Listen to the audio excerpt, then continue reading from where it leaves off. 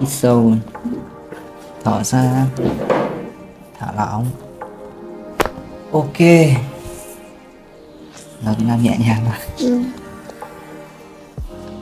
Thả lỏng này. Ok,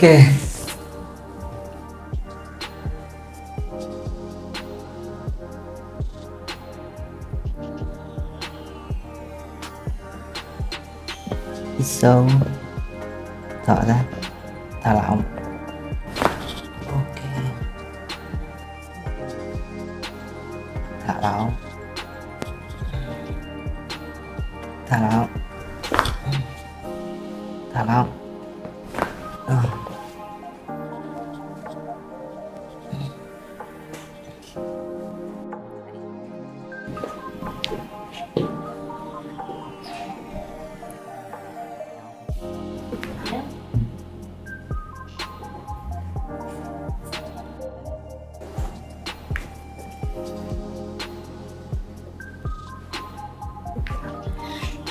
Không thích à?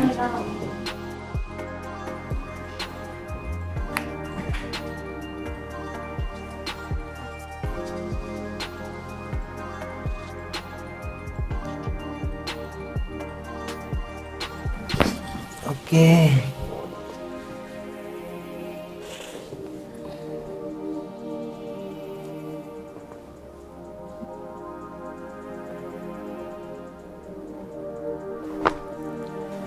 ok,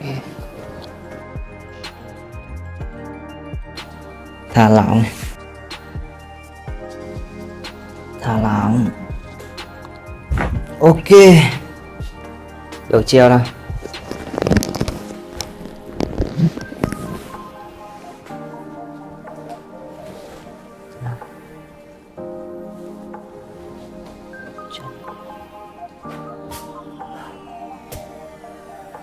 Với pet.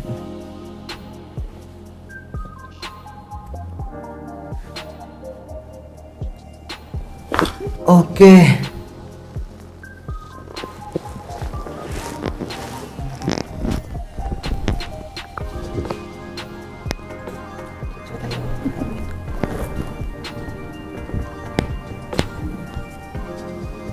căng.